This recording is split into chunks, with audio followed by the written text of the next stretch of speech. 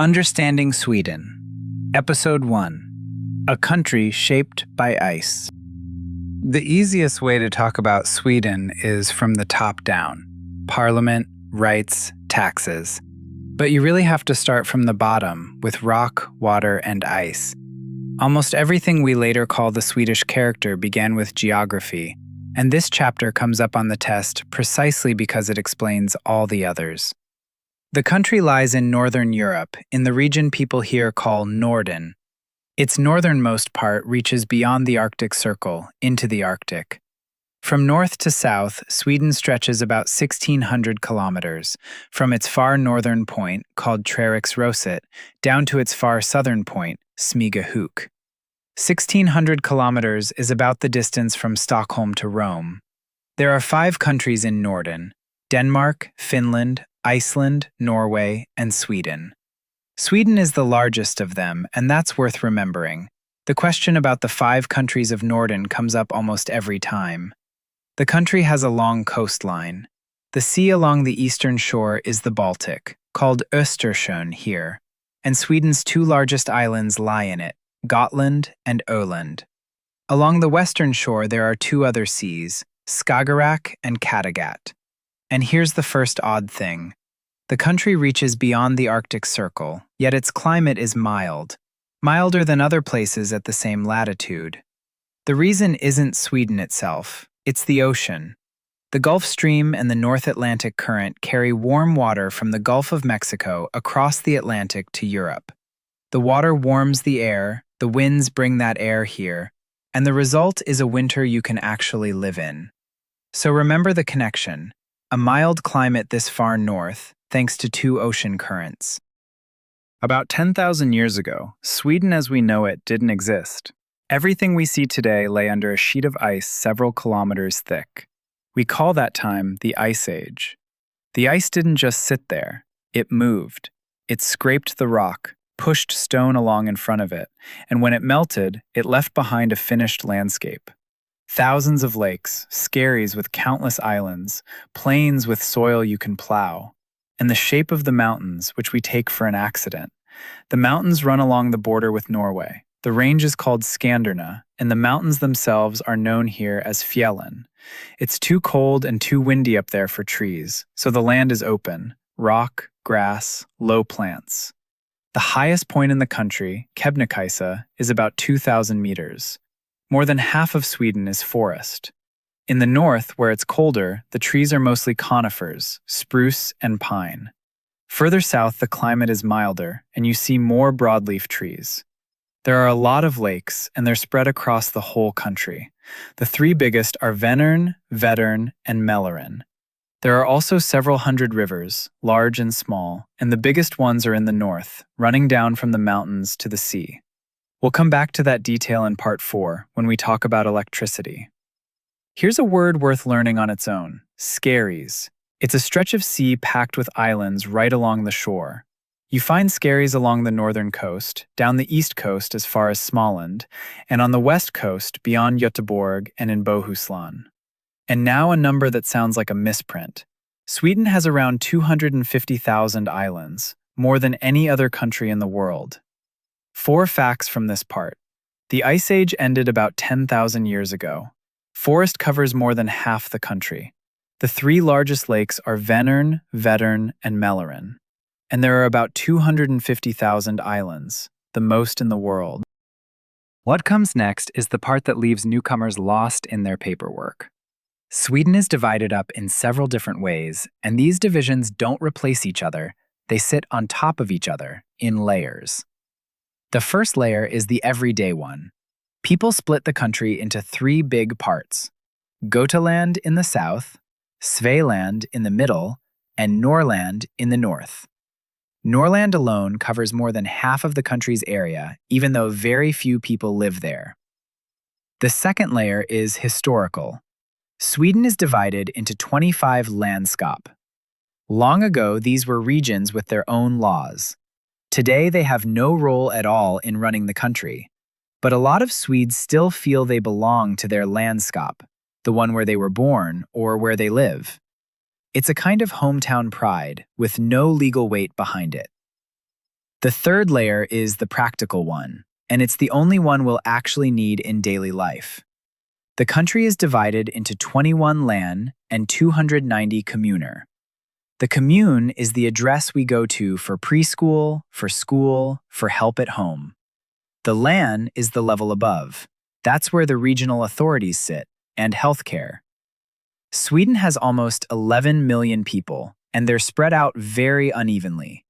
Most live in the south and along the coasts, where it's warmer and where industry came. About 85% of the population lives in cities. The three largest cities are Stockholm, Göteborg, and Malmö. In and around them live about 4 million people, nearly 1 in every 3 people in the country, in 3 spots on the map. Half the land area up north and a third of the people in 3 cities. It's the same geography, just seen from opposite ends. Let's remember from this part, 3 big parts: Götaland, Svealand, Norrland. 25 landskap, and today they decide nothing.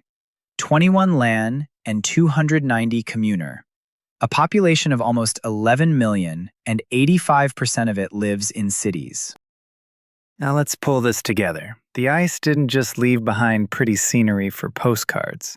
It left 4 things this country learned how to sell: ore, forest, land, and water. Iron ore and other minerals come out of mines. The biggest ones are in Norrbotten County, Kiruna and Malmberget. Iron is turned into steel, and iron and steel were the backbone of the Swedish economy for a long time. The same mines also give copper, zinc, lead, and gold. Water is the second resource, and this one worked out beautifully. There's plenty of that same water sitting in the lakes and running in the rivers. It goes into drinking water, into farming, into industry. But here's the main thing.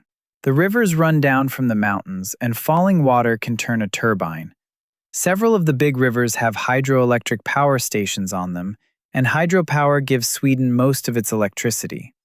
So ice that melted 10,000 years ago still lights up this country today. Land is the third resource, and here the climate draws a line. Up north, it's hard to farm, too cold. So almost all the agriculture has gathered in the south. Forest is the fourth, and it's still one of the most important industries. From the forest come pulp, paper, and cardboard, and timber for building. Forest products are sold to a great many countries, and they've long made up a serious share of Swedish trade. There are 3 things we need from this part. The largest iron ore mines are in Norrbotten County, Kiruna and Malmberget.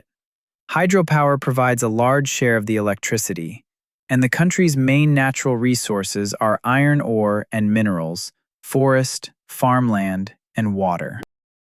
The Earth's climate has always changed, but right now it's warming faster than before, and that's no longer an argument, it's a measurement. Researchers around the world and the reports from the United Nations Climate Panel point to one main cause: greenhouse gas emissions from human activity, from transport, industry, and farming. After that, the chain is simple. The Earth gets warmer, the ice at the poles melts, the sea level rises. Extreme weather happens more often: heat waves, heavy rain, drought. In Sweden, it looks ordinary and unpleasant. Heavy rain and then flooding. Heat that comes more often and lasts longer in summer. And after it, drought and forest fires. A country of 250,000 islands and endless forest is vulnerable exactly where it's rich. That's why Sweden has a climate law, with political goals. The main goal? Greenhouse gas emissions should be as close to zero as possible by 2045.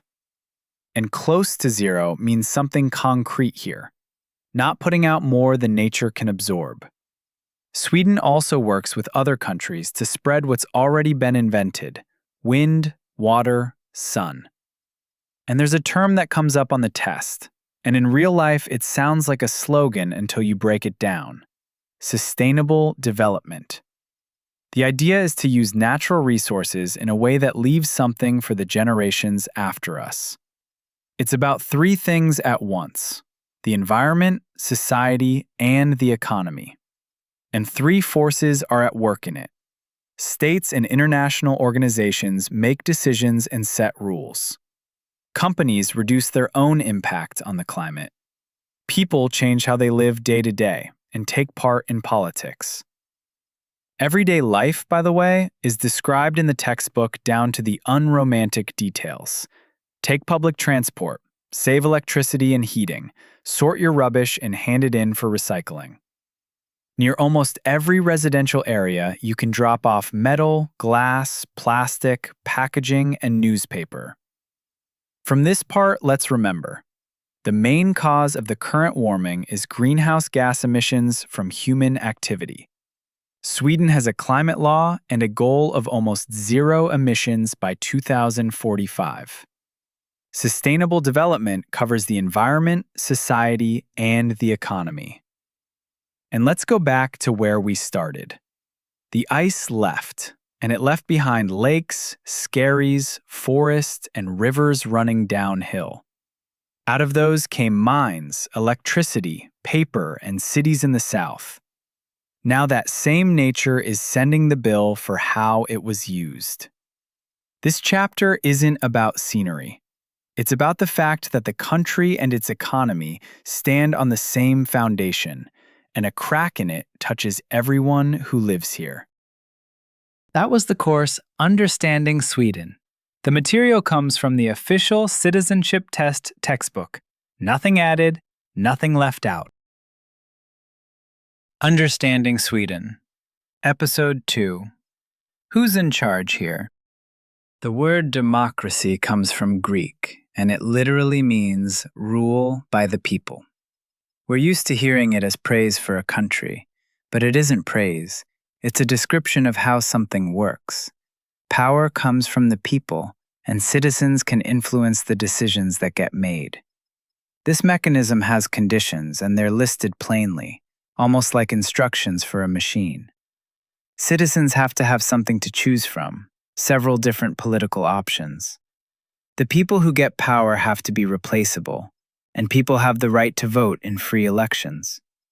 Let's look at what free means. Everyone who has the right to vote has exactly one vote. Everyone can express an opinion without threats or pressure. There have to be several parties to choose from.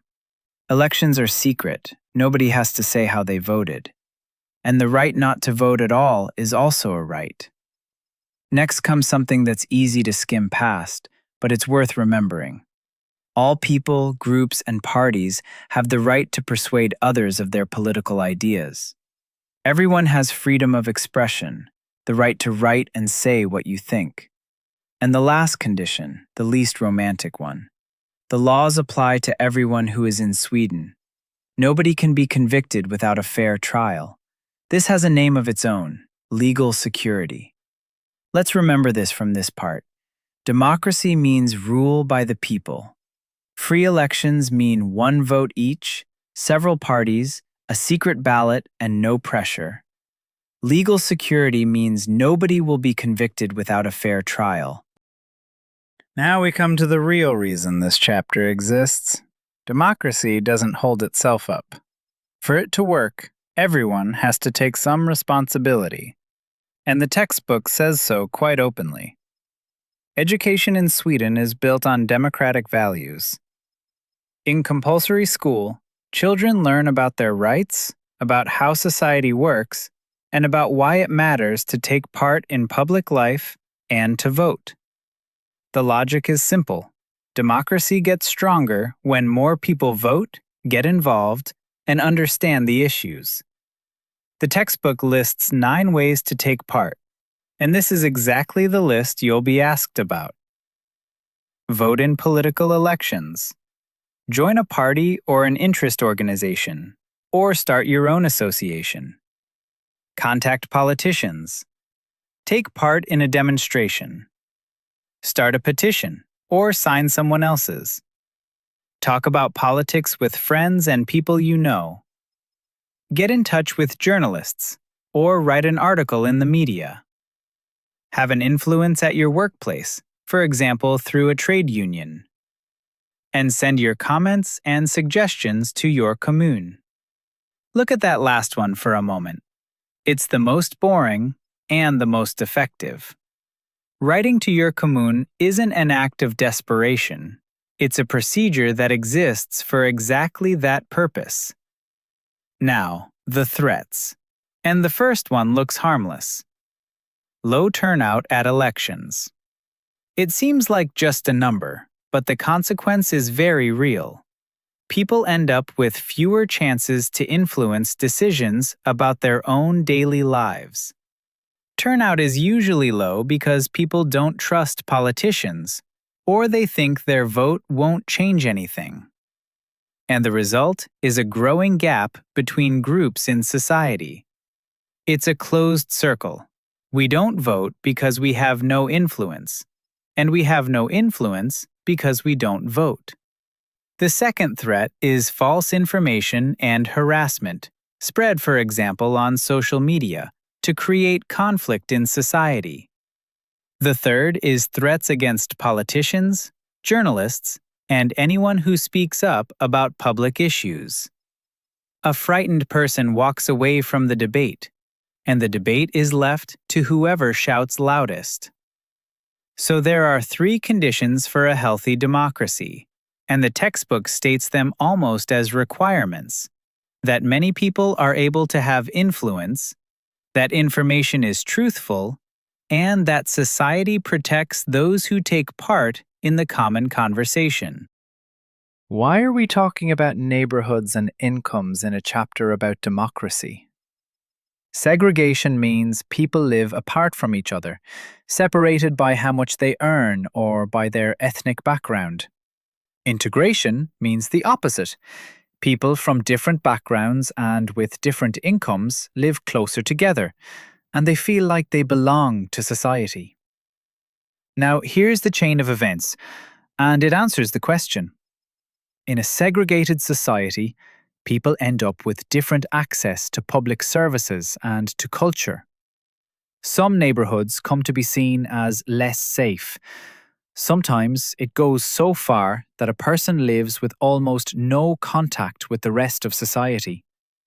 And what follows from that is falling trust in the authorities and less taking part in politics. So there's the connection. A segregated society weakens democracy, not because anyone cancelled the elections, but because some people stop seeing the point of them. Where people live turns into who takes part. What do politicians suggest against segregation? Language teaching and different types of housing in the same neighborhood, so that a cheaper home and a more expensive home stand on the same street instead of at opposite ends of town. Let's remember, segregation is living separately by income or by background. Integration is living together with a sense of belonging. And segregation weakens democracy through mistrust and through people not taking part. Now the mechanics. Political responsibility in Sweden is split across 3 levels: national, the state; regional, the regions; and local, the municipalities. Plus a 4th force from outside. Sweden is affected by decisions made by the European Union.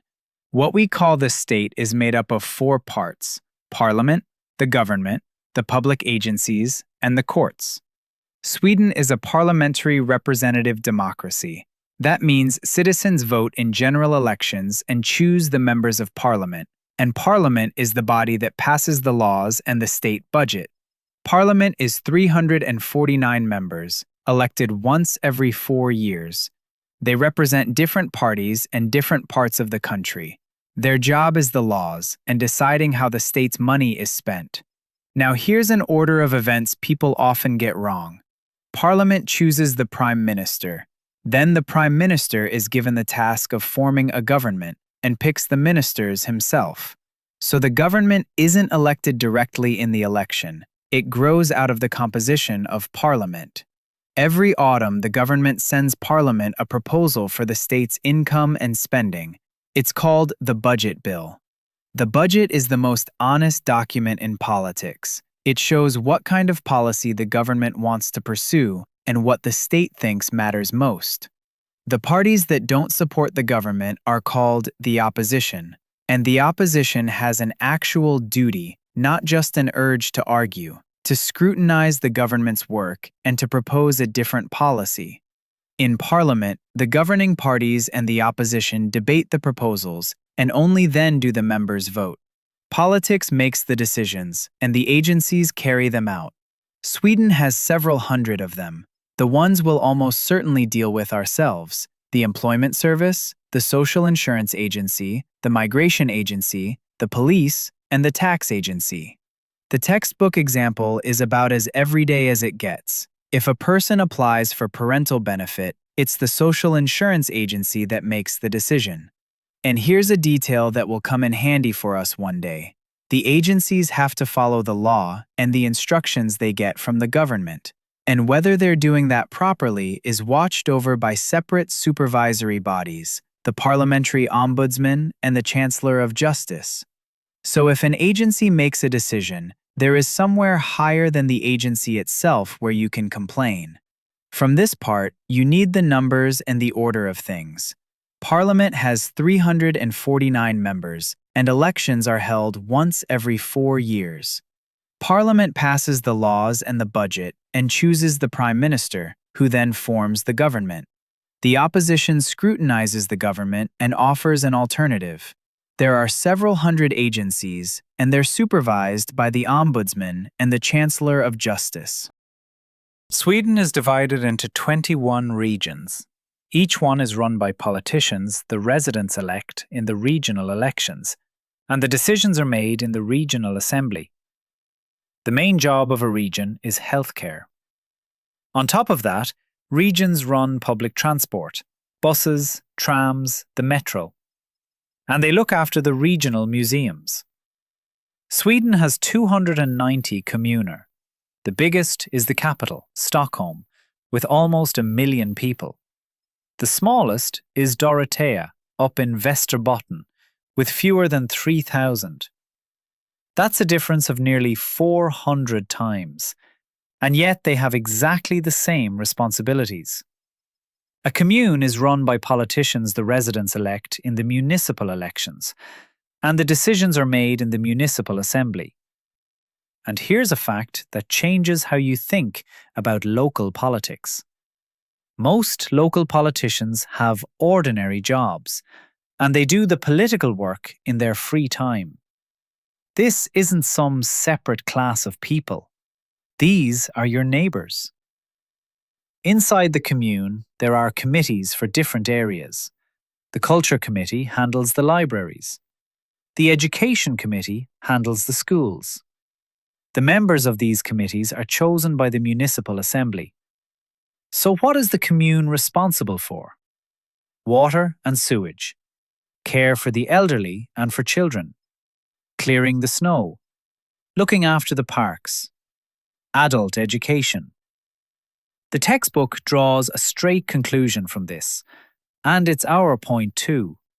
Decisions made in the commune often affect people's daily lives more directly than decisions made in Parliament.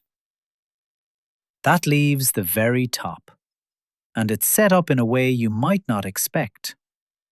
Sweden is a constitutional monarchy. That means the head of state is a king or a queen, with no political power at all. The king serves as a symbol of the country, makes state visits, and receives the heads of other states.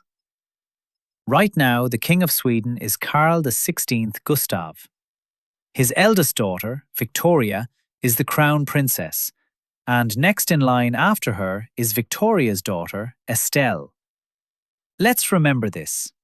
There are 21 regions, and their main jobs are healthcare and public transport. There are 290 kommuner, and they handle schools, water, and care for children and the elderly. Sweden is a constitutional monarchy, and the king has no political power. Now let's put it all together. At the top, a king with no power, Below that, the parliament that makes the laws, and the government that runs things. Below that, the agencies. They don't decide, they carry out. And at the very bottom, closest to us, the commune. School, water, snow, the elderly. The newspapers pay attention in exactly the opposite order, from the top down, less and less as you go. And that's precisely why your vote in the municipal elections weighs more than you'd think. And not knowing that you can simply write to your commune costs you more than not knowing a minister's name. That was the course Understanding Sweden. The material comes from the official citizenship-test textbook. Nothing added, nothing left out. Understanding Sweden, Episode 3. 4 years and 1 envelope. Most chapters in a textbook have one weakness. They're about the country. This one is about us. And there's some good news hidden in it that people rarely catch the first time through. Let's start with the calendar. Elections to the Parliament, to the Regional Assembly, and to the Municipal Assembly are held every 4 years. Elections to the European Parliament happen every 5 years. So the dates don't line up, which means that envelope from the election authority shows up more often than you'd think. You can vote once you turn 18. After that, the rules start to differ. And this is the part to listen to closely, because different elections have different rules. To vote in the parliamentary election, you have to be a Swedish citizen. No exceptions. This is the national level.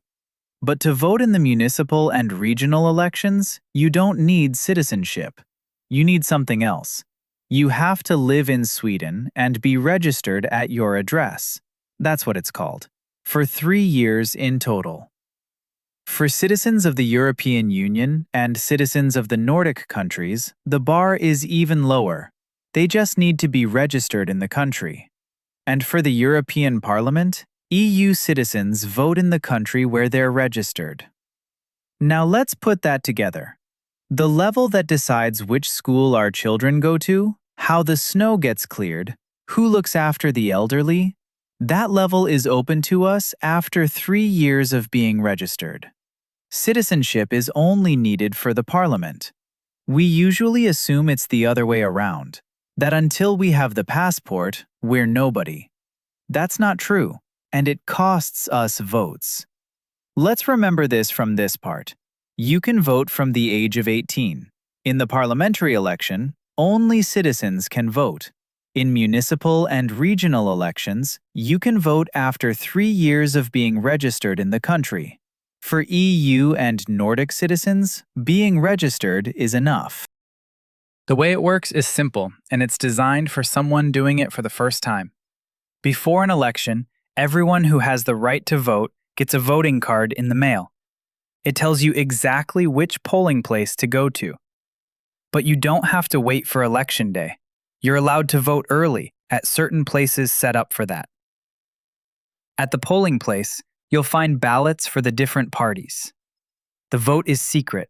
Everyone votes behind a screen, so no one can see what choice you made. And that secrecy isn't just a formality. It's protection. It's there so that no one can pressure you, not at work and not at home. But what if the question isn't about parties at all, but about one specific issue? That happens too. Sometimes there's a public vote, a referendum. It can be national, or it can be held in just one region or one municipality. But there's something about it you should know ahead of time. This kind of vote is advisory. Politicians don't have to follow the result. So it's a strong signal, not an order. Still, history shows just how strong. In 2003, Sweden held a public vote on the euro. People said no to replacing the Swedish krona with the euro, and the country kept the krona. Officially, the decision wasn't binding. In practice, it's held for more than 20 years. Let's remember, The voting card comes to your home and tells you your polling place. You can vote early, the vote is secret, a public vote is advisory, and in 2003, that's how Sweden said no to the euro. A party is a way for people who share the same ideas about running society to come together. Different parties offer different solutions, and they push the issues they think matter most. That's exactly what creates the condition for democracy we talked about earlier. The voter has something to choose from. And here we come back to you. Anyone who wants to influence what politics is about can join a party. Or you can get together with others and start a new one. The barrier to entry in Swedish politics is lower than most people think. Before an election, there's a campaign. Parties try to win voters over through debates, meetings, political advertising, and campaigning out on the streets and squares. Once every 4 years, politics steps out of the television set and sets up a tent outside the shopping center. Now for the arithmetic behind the whole Swedish habit of making deals. Elections here are proportional. That means parties get seats in parliament and in the regional and municipal assemblies in proportion to the share of votes they receive. 20% of the votes, 20% of the seats. And from that comes the thing that shapes Swedish politics more than any ideology. A party almost never wins more than half on its own.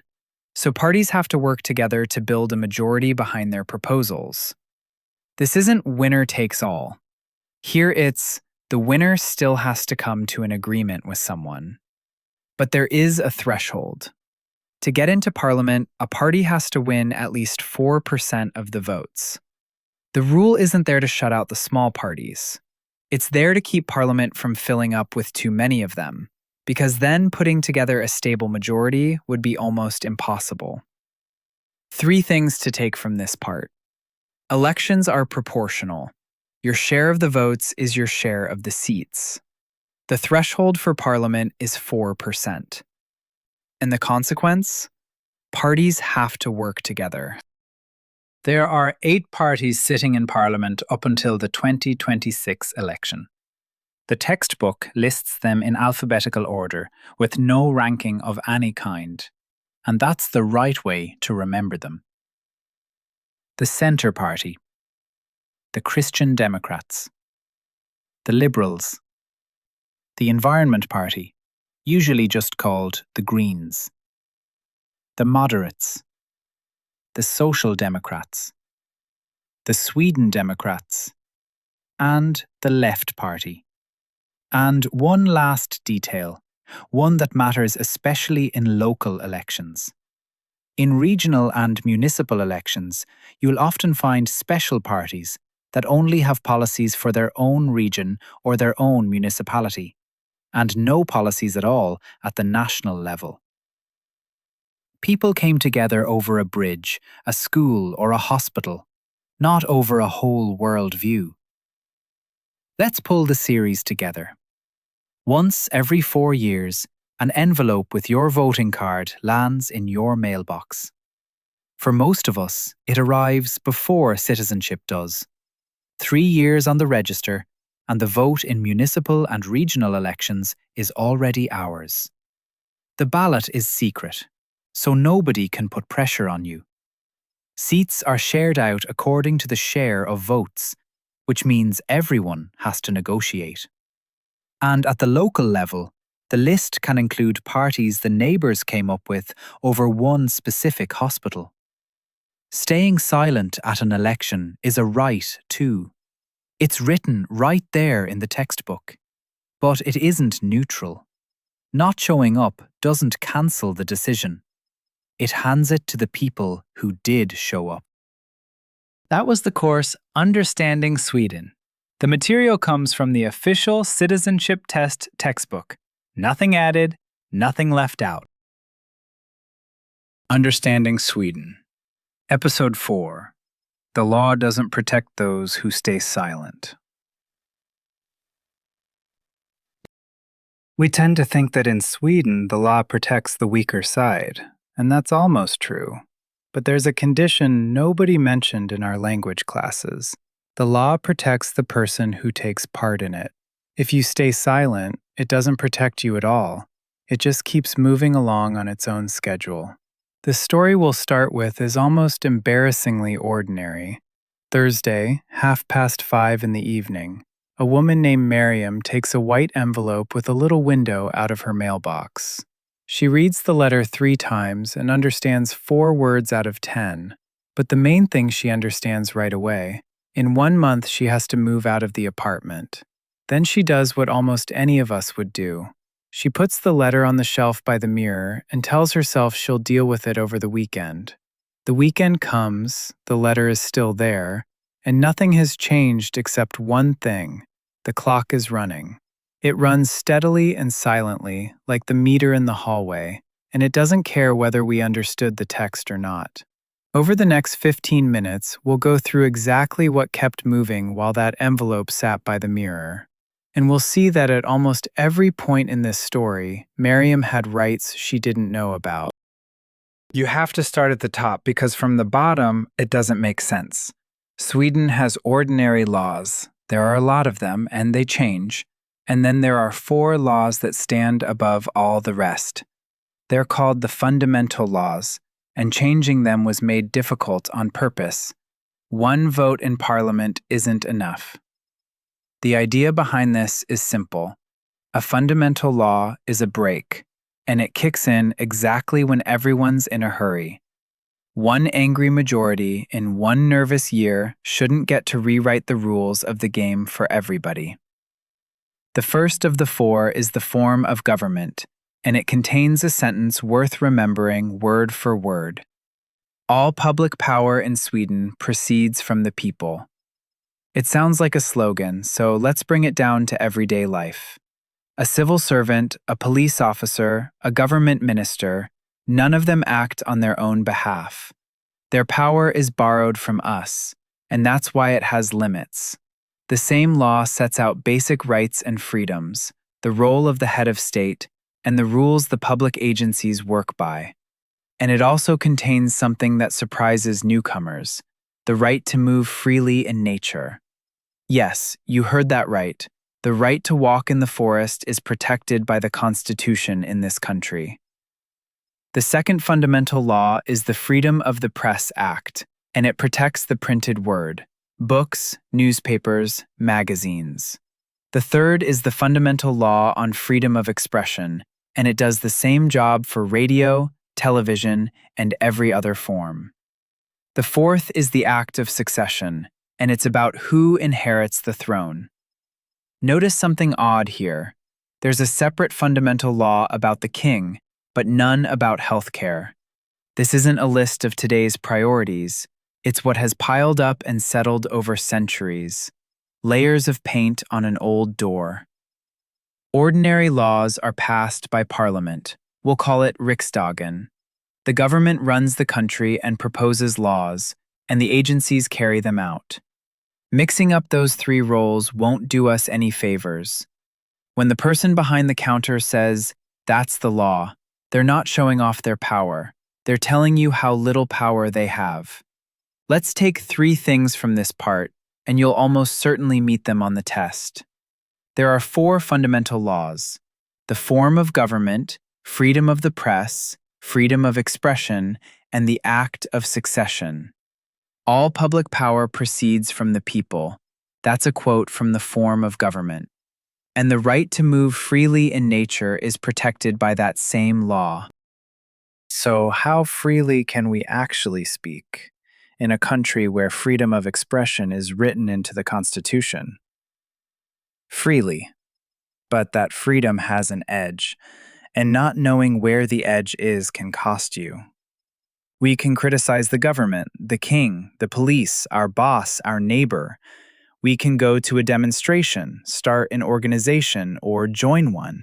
That's protected by law, and nobody has the right to punish us for it.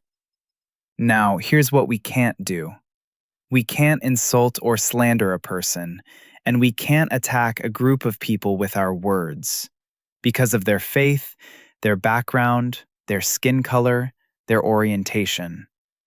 That second one has its own legal name: incitement against an ethnic or national group. Close to it is the idea of hate crime, and separately, we can't reveal things that damage the country's security, military secrets, for example.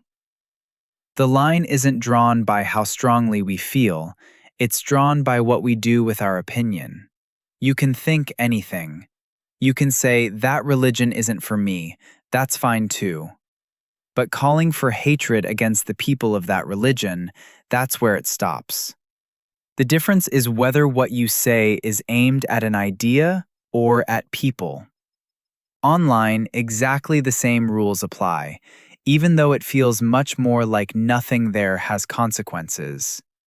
A case like this looks like any other case: police, prosecutor, court, sentence. And this, by the way, is where the Swedish habit comes from, calmly referring to the law in everyday conversation. For people here, it isn't something abstract out of a textbook. It's a working boundary, and everyone has a rough feel for where it is. There are two facts we'll need from this part. Freedom of the press and freedom of expression are protected by separate fundamental laws. And slander, incitement against an ethnic or national group, and hate crime are forbidden. Freedom of speech does not cover them.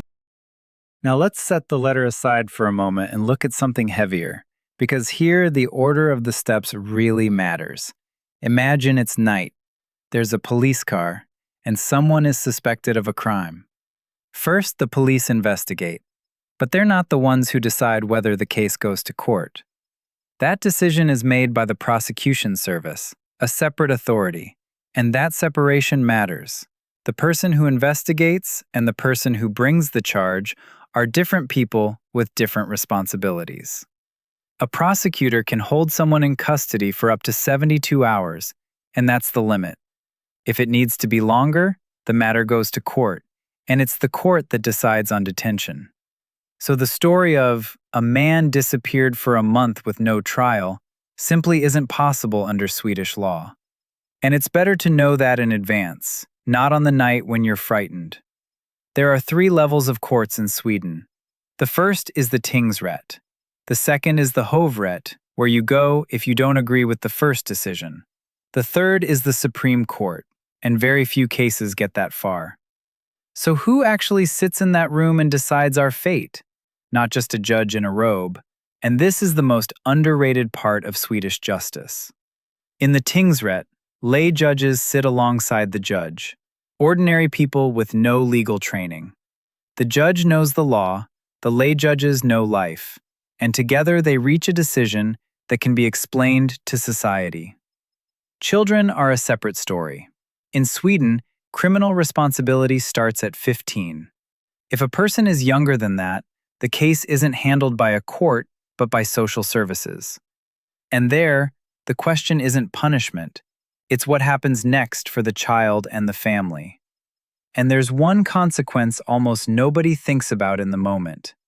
An entry in the criminal record can get in the way of finding a job, getting a driving license, getting citizenship. It outlives the event itself.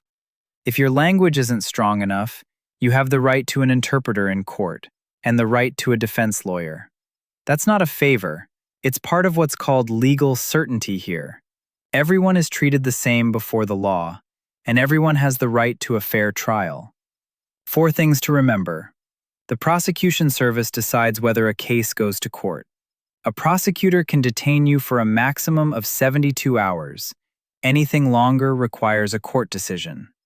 There are 3 levels of courts: tingsrätt, hovrätt, and the Supreme Court.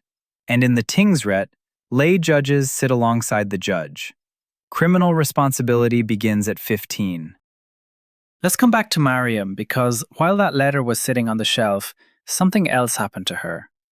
At work, they told her that customers were reluctant to deal with a woman in a headscarf, and they moved her to the back room, quieter, calmer, and out of sight. There's a precise legal name for this, and that name isn't an awkward situation. It's discrimination.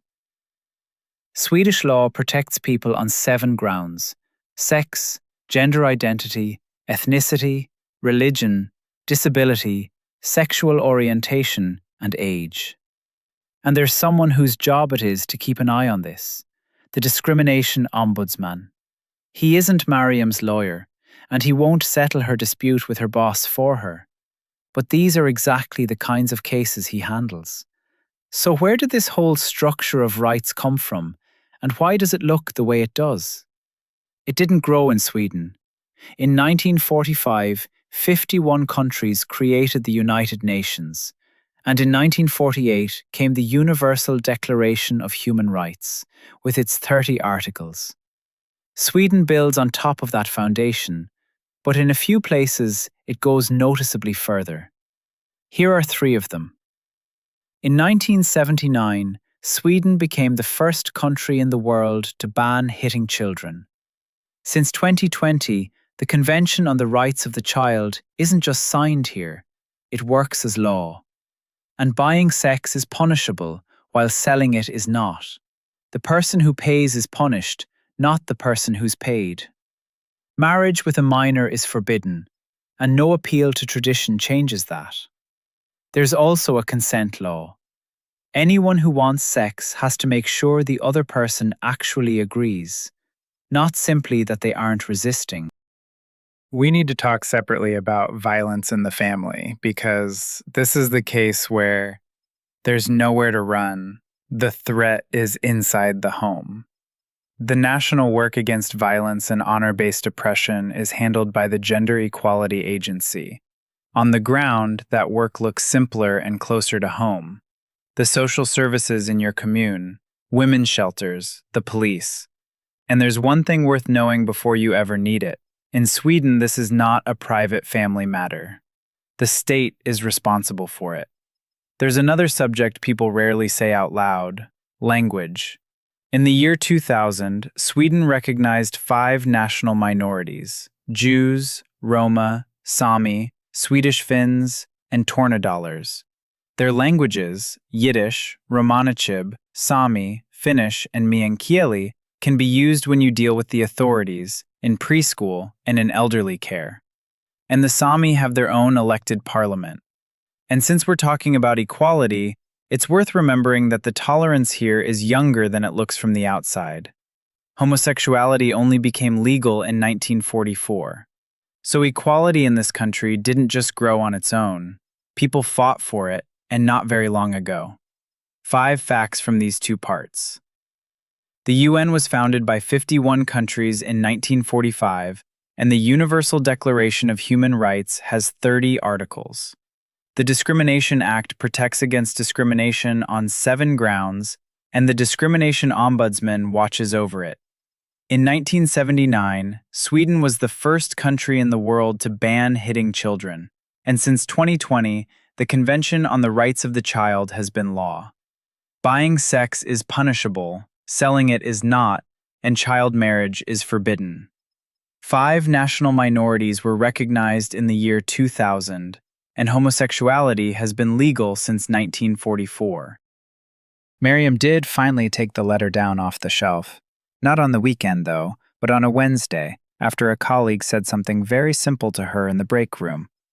You can challenge this. Until that moment, the word challenge had never even crossed her mind. A letter from an authority felt like something you don't argue with. Housing disputes in Sweden are handled by the rent tribunal, hyresnämnden. You can go there yourself. No lawyer, no money, just the letter in your hand and one sentence you've practiced in advance. I want my case to be reviewed. And that's how it went. The deadline turned out to be less rigid than she'd thought. Part of what they demanded had no real basis, and she kept the apartment. It's easy to say she got lucky, but that wouldn't be true. She didn't get lucky. She just stopped staying quiet. And in this country, the difference between those 2 things is measured in money and in nerves. We started with a claim. The law here doesn't protect the person who stays silent. Now you can test that claim against everything we've gone through. Mariam had rights at every single step: to challenge the deadline, to report discrimination, to ask for an interpreter, to take her case to the second instance. Not one of those rights switches itself on. So there are two things worth taking away. First, a letter sitting on the shelf doesn't get safer because we don't open it. It gets more expensive. Second, silence has a price, and deadlines have a calendar, and the calendar always beats hope. Next time we'll talk about money, work, contracts, wages, taxes, and what to do when a letter arrives with a number on it. That's where people lose the most. And that's also where it's easiest not to lose anything at all. That was the course Understanding Sweden. The material comes from the official citizenship-test textbook. Nothing added, nothing left out. Understanding Sweden. Episode 5. The Right to See. Freedom of the press is usually explained as the right to speak.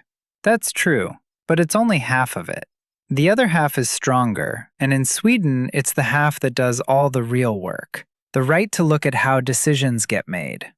Let's start with the basics. In a democracy like Sweden, the media are free, and media means all of it at once. Newspapers, film, radio and television, the internet, and social media. They're protected by two fundamental laws we already talked about in the series on law and rights: the Freedom of the Press Act and the Fundamental Law on Freedom of Expression. These protect our right to say freely what we think and to spread our opinions. And from that comes one big restriction, a restriction on the state. The state can't decide or influence what's said in the media. The media have three jobs. They report the news. They serve as a place where people discuss society and what's happening in it, freely. And they're there to entertain us. That's written in the textbook too, without any embarrassment about it. But there's a fourth job, and everything else exists for its sake. Journalists have to be able to check up on politicians and other people who hold power. And here's the question that decides everything. How do you check on someone who's on the inside when you're on the outside? The answer is the principle of public access. It means that the general documents held by public authorities are public. Anyone has the right to read them, unless they're classified. Let's look at what that means in practice. A journalist can demand emails and other documents from an authority to check exactly how a decision was made. Not ask for a comment, actually get the papers. Now notice those words, anyone has the right. Not an accredited journalist, anyone. Which means we have that right too, the right to look into how an authority made its decision. It's the most underrated tool in this whole chapter. Let's remember this from this part. The freedom of the media is protected by the Freedom of the Press Act and the Fundamental Law on Freedom of Expression. The state has no right to influence what the media say. And the principle of public access makes the documents of public authorities available to anyone, except the ones that are classified. Checking from above doesn't work if the person who spoke up gets punished afterwards, so that person is protected too. You have the right to pass information to newspapers, radio, and television, and you can't be punished for it. What's more, anyone who gives information to the media has the right to stay anonymous. Notice who exactly is protected here. Not the newsroom, but the source. The weak link is strengthened right where it's weak. But freedom without responsibility turns into harassment, and that's been thought about. Every newspaper, radio station, and TV channel has a responsible publisher, a person who is legally answerable for what gets published. They have to follow the laws that protect people from slander and insult. In other words, every publication has a name attached to it, someone you can hold to account. There's also a professional rule that's worth keeping in mind outside journalism too. Journalists have to check information against several independent sources and check whether the sources themselves are reliable. Two conditions, not one. There are several sources, and they're independent of each other. And the last thing in this part, about diversity. It matters that our news comes from many different media outlets, not just one. That's why the state gives financial support to news media and daily newspapers. It's easy to hear a contradiction here. The state doesn't influence the content, but it pays the money. There's no contradiction, and this is the whole Swedish approach.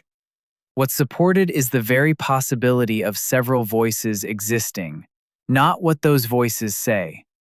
Let's remember, a source of information is protected from punishment and has the right to anonymity.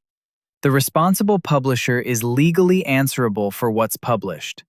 Information is checked against several independent sources. The state supports news media with money, but not with content. Now for the most down-to-earth part, and the part that explains the most: where media get their money. Because whoever pays always leaves a mark on what comes out. The first way is advertising and sales. Sweden has a lot of newspapers and magazines. There are commercial radio and TV channels too. They make their money by selling advertising space, or by charging people who want to watch a particular channel. Media that live on advertising are often owned by private companies. That includes the daily and evening papers, both local and national. Some you can subscribe to, others are sold copy by copy every day, and almost all of them now exist online as well, where the news is updated several times a day. The second way works on a completely different principle, and it has a name worth knowing: public service broadcasting. In Sweden, 3 media companies have this special assignment: Swedish Radio, Swedish Television, and Educational Radio. The rules for them are stricter than for everyone else, and that's the whole point. They have to offer many different kinds of programs. They have to be independent of political interests and any other interests. They have to report on society and let different opinions be heard without taking sides. They need a broad range: news, sport, entertainment, culture. And they're not allowed to earn money from advertising. So where does the money come from? From a fee that's collected through the tax system. And here's why all of this was set up. The textbook states the goal plainly, and it isn't really about television. It's so that everyone in the country has access to reliable information, no matter where they live or how much money they have. Someone in a village up north and someone in Stockholm get the same news. So do the poor and the rich. Let's remember this. Public service broadcasting means Swedish radio, Swedish television, and educational radio. They're not allowed to carry advertising. They're funded by a fee collected through the tax system, and they're required to be independent and not take sides. Now let's talk about the part of the media where none of these rules apply. On the internet and on social media, anyone can create content. And that leads to something simple. What gets shared there isn't checked the way content in the rest of the media is. There's no responsible publisher. There's no duty to verify anything against independent sources. And most of the time, there's no legal name signed under the text either. We get our information from all kinds of places: newspapers, books, websites, social media, television, radio. But not everything that gets published is true. That goes for the media too. False information spreads fast, and it shapes what people think. So there's a skill here, and the textbook gives it its own name: source criticism. Checking information and thinking it through. That means questioning what we read, see, or hear, and finding out whether it's actually true. Let's pull this together. Freedom of the press here rests on 2 fundamental laws and 1 ban on the state interfering. It doesn't hold up because journalists are brave. It holds up because of 3 mechanisms. The principle of public access opens up documents. Source protection lets a person speak without fear. And the responsible publisher answers for the result. And only where those mechanisms don't apply, on social media, Do you have to do the checking yourself? That's why source criticism in this chapter isn't just good advice from a clever person. It replaces a whole system. Where there's no responsible publisher, we are the responsible publisher. Let's remember this. On social media, anyone can create content, and it isn't checked in the same way. Source criticism means questioning and verifying what we read, see, and hear. That was the course Understanding Sweden. The material comes from the official citizenship-test textbook. Nothing added, nothing left out. Understanding Sweden. Episode 6. Nobody sets your salary here. There's one question that different countries answer in very different ways, and the answer shapes your whole working life. Who sets wages? In some places, the state does. In others, the employer decides whatever it wants. In Sweden, it's neither, and we'll get to that in part 2. Let's start with the map. The labor market is divided into 2 sectors, the public sector and the private sector. The public sector is everything the state, the regions, and the municipalities are responsible for, and it's paid for with taxes. That includes medical staff, teachers, preschool teachers, police officers, and firefighters. About 30% of everyone working in Sweden works in the public sector. The private sector is all the private companies, and that's about 70% of the workforce.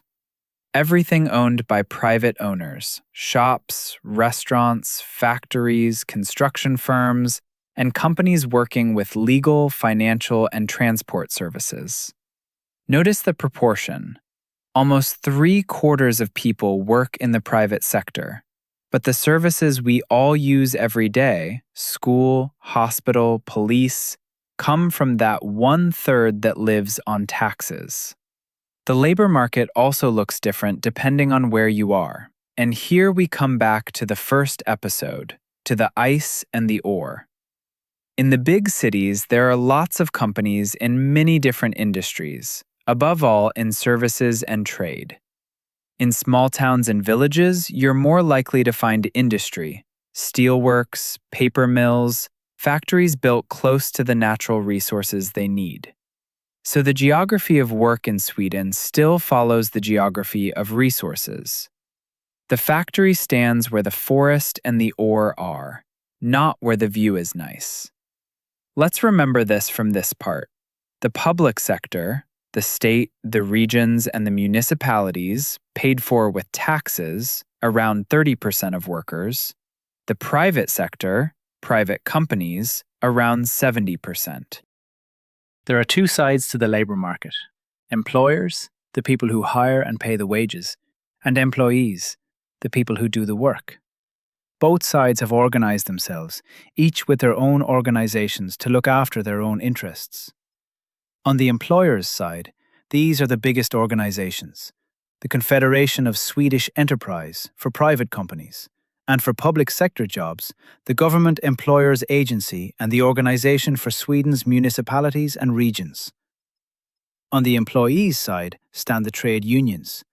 There are 3 big central confederations: the Swedish Trade Union Confederation, usually shortened to LO, the Confederation of Salaried Employees, TCO, and the Confederation for People with a University Education, SACO. Inside each central confederation, there are many separate unions.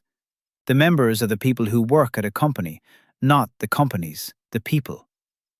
So what do unions actually do? They work to make things better for employees. They negotiate wages with the employer, and they can help a member who runs into problems at work. That last one is worth underlining. Help when you have a problem isn't a favor. It's part of what your membership fee pays for. And now, the key mechanism of this whole chapter. The unions and the employers' organizations negotiate with each other, and they sign what are called collective agreements about pay and working conditions. An agreement like that applies to everyone working at the companies it covers. Everyone, not just union members. Which brings us to a sentence worth learning word for word, because it explains this country better than almost anything else. In Sweden, wages are set by negotiations between the two sides of the labour market, not by the state. And that leads to something newcomers usually don't expect. A Swedish worker's strength is collective, not personal. A one-on-one conversation about your salary is more the exception here than the rule. And someone who goes in to argue with the boss alone usually doesn't lose to the boss. They lose because they're standing outside the machinery. Let's remember, on the employer's side, the Confederation of Swedish Enterprise, the Government Employers Agency, and the Organization for Municipalities and Regions. On the employee's side, LO, TCO, and SACO. A collective agreement covers everyone at the workplace, and wages are set by negotiation between the two sides, not by the state. Negotiations don't cover everything. Underneath them, there's a layer of laws, and that layer is the same for everyone. Labor market laws exist to protect workers' rights and to make the workplace safe. There are laws about working hours, about the work environment, about holiday leave. None of this is up for bargaining. You don't negotiate your holiday, you're entitled to it. On top of wages, an employer has to pay contributions to the state for their employees' pension and sickness insurance. So part of what a worker costs doesn't go into their hands, it goes into their future. And it goes there whether anyone likes it or not. Then there's tax. Everyone who works pays tax on their pay. How much depends on how much you earn.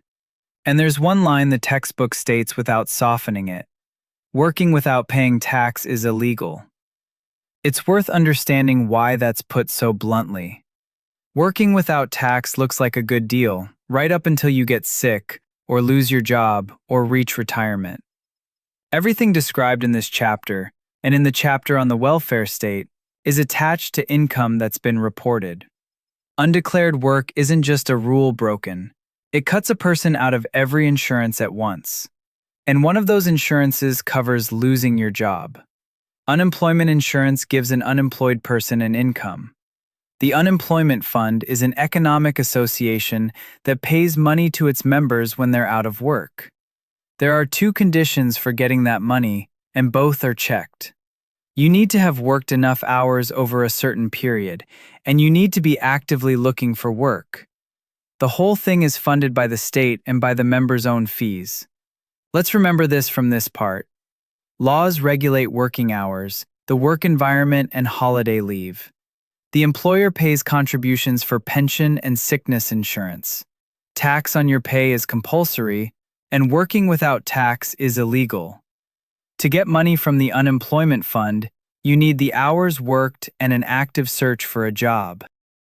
The last part is about what happens to that money once it arrives.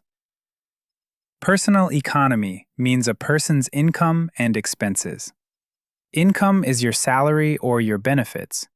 Expenses are housing, food, clothes. Salaries in Sweden are fairly high compared to many other countries. What they depend on: your profession, your education, your experience, and the industry you work in. On top of that, the state pays out money through social insurance, a pension, for example, or sick pay, or child benefit. You can save money too, in a bank account, in funds, or in shares. And many people take out a loan from the bank to buy a home or a car. And here the textbook says something that explains conversations in every Swedish kitchen. Over the last few decades, housing prices in many parts of Sweden have risen sharply. So a home loan is often the biggest piece of a person's economy. Not one expense among many, the whole structure it's built on. First the payment for the home, then everything else. Something else is common too, buying things on credit, with a credit card, for instance. But the interest on that kind of credit is often high. The difference between a home loan and a credit card isn't the debt itself. It's what the debt costs you. If debts don't get paid, an authority steps in, the enforcement authority. It's a government body that makes sure debts are paid, but it has a second job, and fewer people know about that one. It can help someone with heavy debts get their finances back in order. That's called debt restructuring. So the state that collects from you is also the state that pulls you out. It's the same logic you see across the whole Swedish system. First the rule, then the hand. And one last thing, once a year. Everyone who's had an income during the year has to declare it to the tax agency. Let's pull the series together. Salaries here aren't handed down. They're negotiated by two organized sides. And the collective agreement covers everyone at the workplace. Underneath that sit the laws that aren't up for discussion. Working hours, the work environment, holiday. Below that, the insurance systems, all attached to income that's been reported, which is why working off the books cuts you off from every one of them. And at the very bottom stands the enforcement authority, demanding payment with one hand and helping you climb out with the other. There's a practical conclusion here that the textbook doesn't spell out, but it runs through every line of it. In this country, almost everything that protects a worker doesn't switch on by itself. The union, you apply. The unemployment fund, you join and you work the hours. Debt restructuring, you ask for it. The system is ready, but it's waiting for us to take the step. Let's remember, income is salary and benefits. Expenses are housing, food, clothes. Social insurance includes a pension, sick pay, and child benefit. A home loan is the biggest part of a person's economy, and interest on credit cards is high.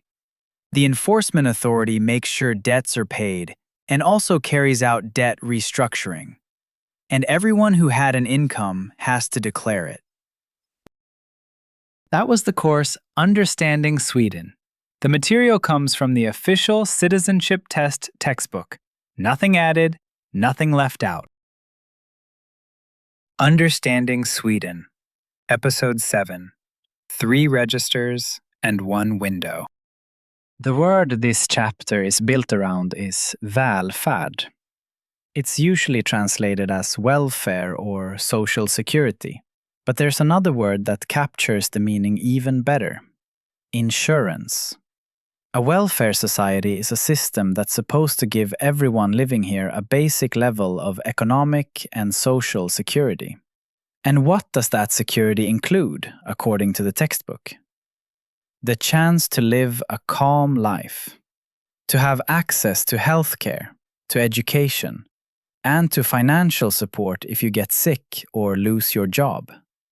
Then the textbook says something that sounds dull, but means something hard. A state can give its residents good social security when enough income comes into the budgets of the state, the regions, and the municipalities. There's no magic to it. First the income, then the hospital and the school.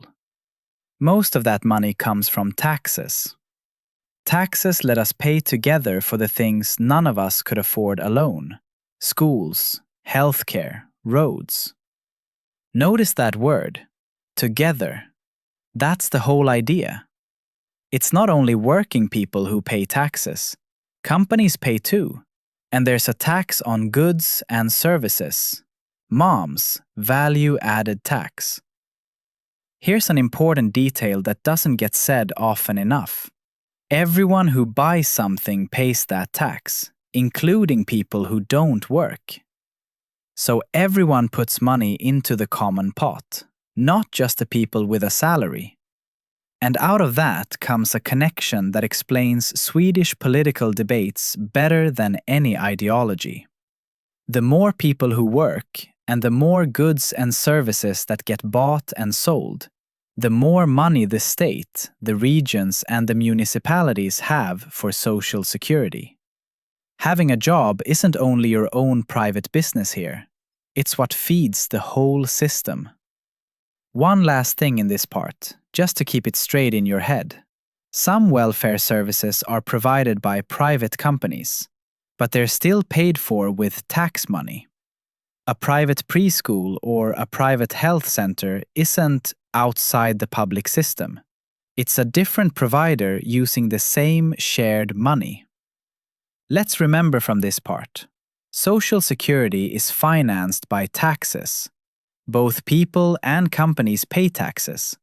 The tax on goods and services is paid by everyone who buys something, and private providers work with tax money.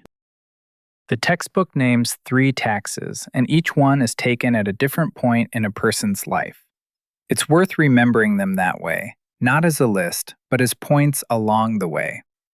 The first is income tax. Part of the salary an employee earns goes as tax to the state, to the region, and to the commune. Notice that, not just to the state, but to 3 places at once. All 3 levels are fed from our wages at the same time. The second is value-added tax. You pay it when you buy goods and services. It's taken not from what you earn, but from what you spend. So there's no way to avoid it if you live in the country.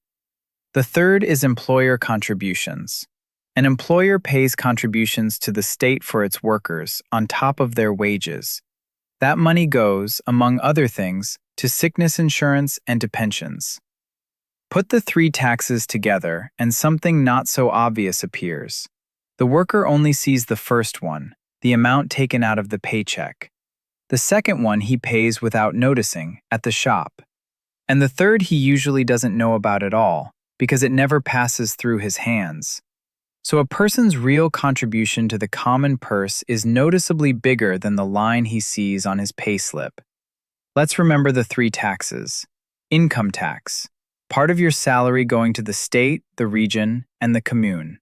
Value-added tax, paid when you buy goods and services. Employer contributions, paid on top of wages, going to sickness insurance and pensions. Now let's sort out who's responsible for what, because this is usually where people lose time. They knock on the wrong door. The state pays for pensions, sickness insurance, parental insurance, unemployment insurance, student support, and child allowance. It also funds higher education and research at universities and colleges. Notice what all of that has in common. The state barely deals with services at all. It deals with payments and with science. Money, not doors. The doors start at the next level. Sweden's 21 regions collect their own tax from the people who live there.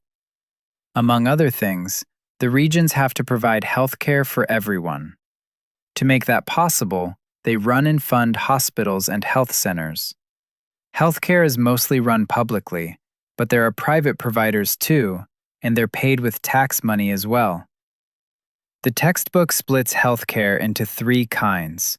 It's worth knowing them, not for the test, but so you know who to call. Primary care, health centers or vårdcentral, plus child health centers and centers for pregnant women. This is your first way into the system, and it's almost always where you should start. Hospital care, emergency hospitals, regional hospitals, and university hospitals. That's where surgery and complicated treatment happen. And third, everything else: psychiatric care, rehabilitation, and dental care. Let's remember, the state funds pensions, insurance, student support, child allowance, higher education, and research. The 21 regions collect their own tax and are responsible for health care. Primary care means the health centers, then come the hospitals, and separately there's psychiatry, rehabilitation, and dental care. That leaves the level closest to you, and it carries the widest responsibility of all. Kommuner decide for themselves how much residents pay in municipal tax, and what that money goes to. This is worth taking in. The tax rate in one commune can differ from the one next door. And that's not by accident. It's decided by local politicians, the same people who, as we remember, hold ordinary jobs and do politics in their free time. The commune makes sure people have access to schools and education, and the commune is responsible for making sure the old and the sick get help when they can't manage daily life on their own. Let's take it in order. Childcare, preschool, and after-school care once the school day ends. School and education. Every commune has compulsory schools for children from 6 to 16. On top of that, there are upper secondary schools and municipal adult education. Let's mark that last one specially because it touches a lot of us. Finishing your education as an adult is a municipal service, not something you have to arrange privately. Care for the elderly.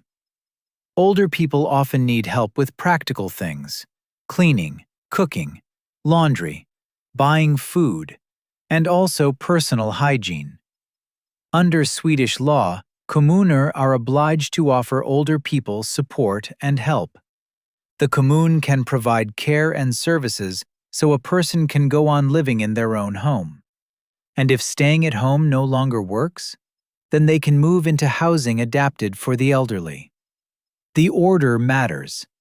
First, help them stay home, and only after that, move them. And one last thing, a service people either know everything about or nothing at all. Every commune has a social service. It's responsible for making sure people in need get support and protection. What it provides? Care, help, and services, counseling, financial assistance, and other kinds of support. And who it's for? That list from the textbook is worth hearing in full, because it's broader than most people think. Families who don't have enough money, people with nowhere to live, people with addiction problems, people facing threats and violence. On top of that, the social service supports people with disabilities and gives advice and help with work and studies. Let's pull the whole series together. There are 3 tills, and each one takes its own money. The state, through income tax and employer contributions. The region, its own tax. The commune, its own. The state pays in money, pensions, insurance, benefits. The region handles healthcare. First the health center, then the hospital. The commune handles life around your home, preschool, school, the elderly, social services. And here's why it matters to know this. The textbook ends the chapter with the idea that every citizen should feel a basic sense of security in society, no matter their age or the situation they're in. That security has already been paid for by 3 taxes, of which we only ever see one. It doesn't arrive on its own, and there's no single address for every question. It comes through the one window that handles your case. Picking the wrong window is the most common and the most expensive mistake a newcomer makes in this system. Let's remember, the commune sets its own tax. Compulsory school runs from 6 to 16. The commune is obliged to offer older people help and, where possible, let them stay at home. The social service helps with lack of money, lack of housing, addiction, threats and violence, and also helps people with disabilities. That was the course Understanding Sweden. The material comes from the official citizenship-test textbook. Nothing added, nothing left out. Understanding Sweden, Episode 8, 200 Years in One Evening. 200 years ago, Sweden was what we'd today call the middle of nowhere, a typical farming country, Almost everyone lived off the land, working the soil and keeping animals. The towns were small, and compared to the rest of Europe, Sweden back then was a poor country.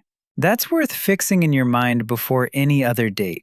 There was never some original Swedish prosperity.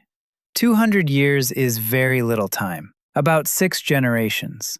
A lot changed in the 19th century. Efficient machines were invented, and industry grew all over Europe. Sweden started turning into an industrial society. People moved to the towns and went to work in factories. At the same time, something happened that always comes with life getting better. At the start of the 19th century, about 2.5 million people lived in Sweden. 100 years later, the population had doubled. There were 2 reasons: better farming methods, which produced more food, and advances in medicine, which meant fewer children died of illness. And now something worth remembering for everyone who's come here today. Sweden was still poor, and many people couldn't find work. So many chose to leave. More than 1 million Swedes emigrated to the United States between 1850 and 1920, hoping for a better life. 1 million people, from a country of only 5 million, 1 in 5. This country knows what it means to pack a suitcase and go somewhere the pay is supposed to be better. We're just traveling the same road in the other direction. The first big industries appeared in the middle of the 19th century: sawmills producing timber and works producing steel. Little by little, more factories were built: shoe factories, clothing factories, engineering works. People moved into the towns, and that changed housing, the job market, and the whole infrastructure. Let's remember from this part: 200 years ago, Sweden was a poor farming country. The population grew from 2.5 million to double that in 100 years, thanks to farming and medicine. More than 1 million Swedes left for the USA between 1850 and 1920. The first big industries were sawmills and steel. For a long time, power in Sweden was held by the king, the nobility, the church, the merchants, and the farmers. But as society industrialized and became more modern, more and more people started demanding that the political system change too. The first big change came in 1809. Parliament passed a new fundamental law that limited the king's power. Then, in 1865, another change to the fundamental law gave the vote to more people, and the nobility and the clergy lost the political influence they'd had for centuries. These were important changes, but this still wasn't democracy. And here's why. Women still couldn't vote, and they couldn't be elected to political office. Among men, only those with a certain income or a certain amount of property could vote, and the richest men had several votes each. Let's stop there for a second. This isn't a rich man's vote counted for more as a figure of speech. He literally had more than one.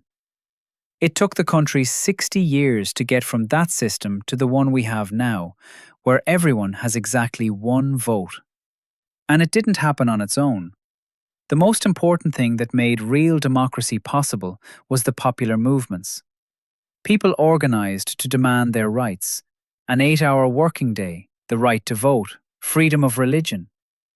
These were voluntary associations that brought people together around shared interests. Many of them still exist today.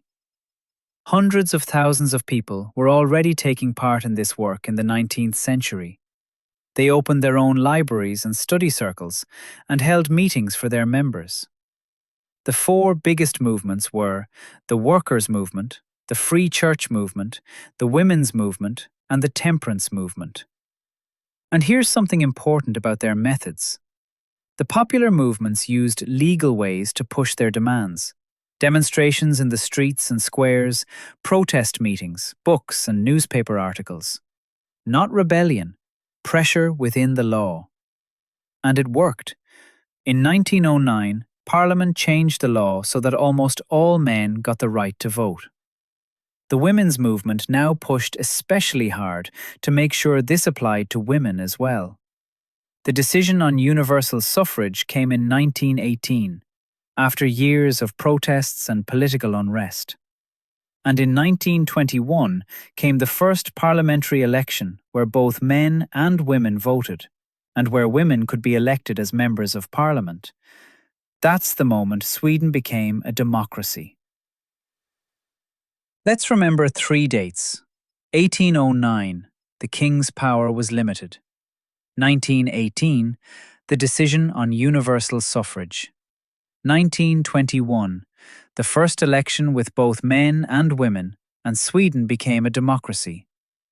And 4 popular movements: the workers' movement, the free churches, the women's movement, and the temperance movement.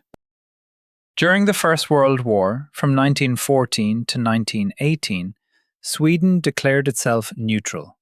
But even staying out of the war, the country suffered from shortages of food and other important goods, and that led to demonstrations and protests.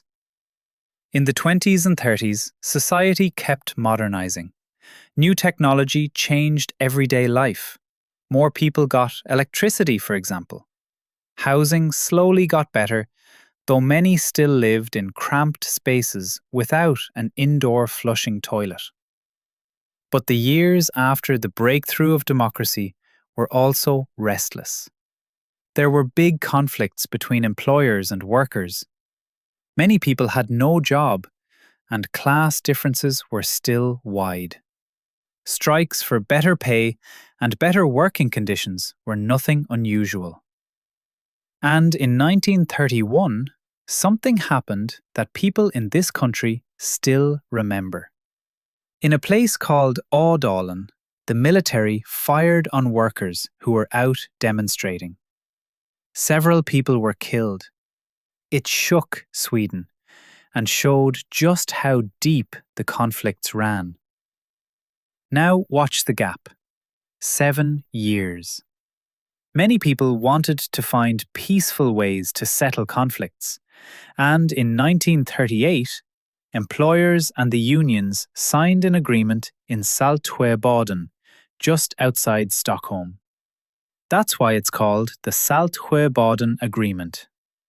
It became the basis for cooperation between unions and employers, and it laid the foundation for what people call the Swedish model. Here's what that model means. Employers and unions, not politicians, negotiate the conditions on the labour market, in those collective agreements we talked about in the episode on work.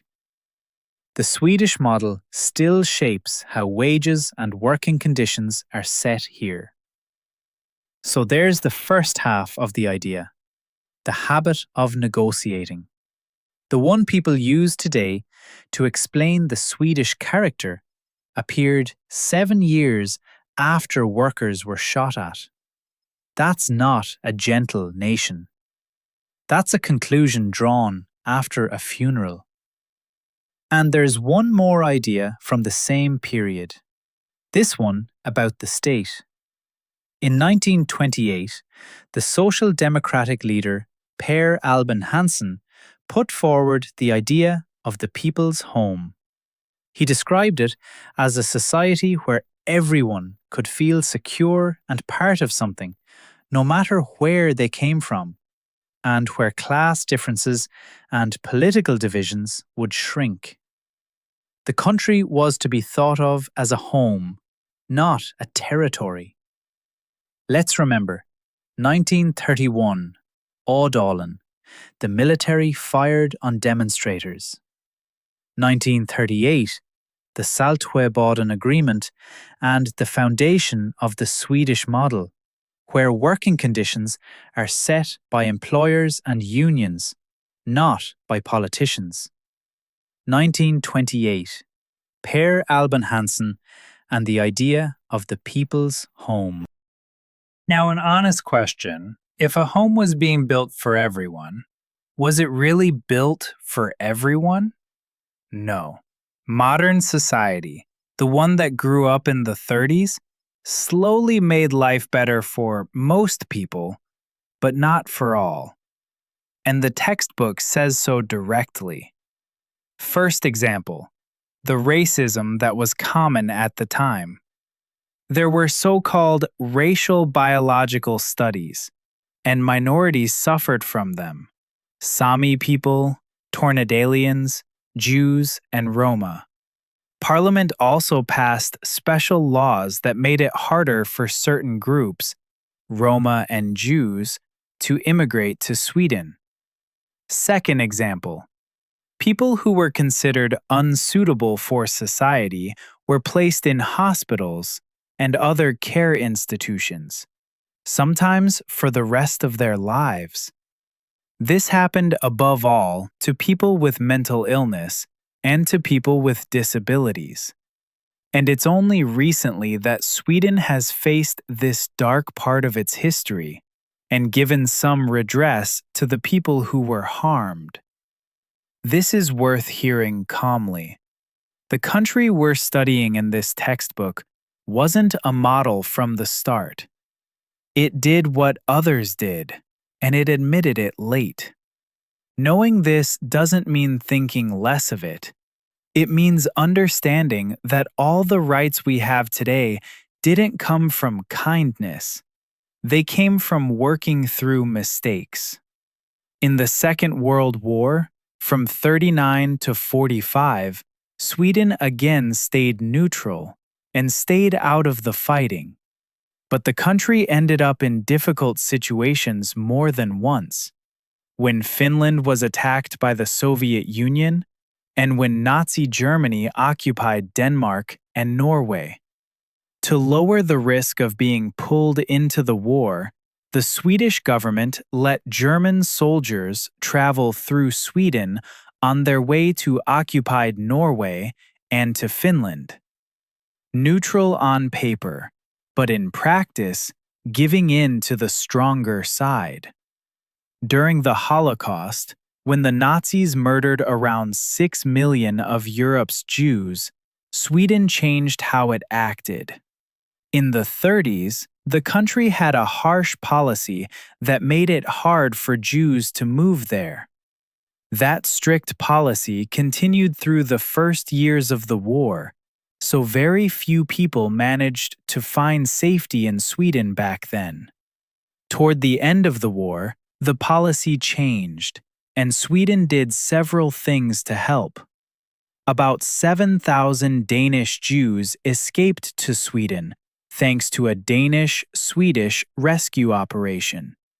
The Swedish diplomat Raoul Wallenberg issued protective passports to Jews, papers showing that the person was under Swedish protection and couldn't be sent to a concentration camp.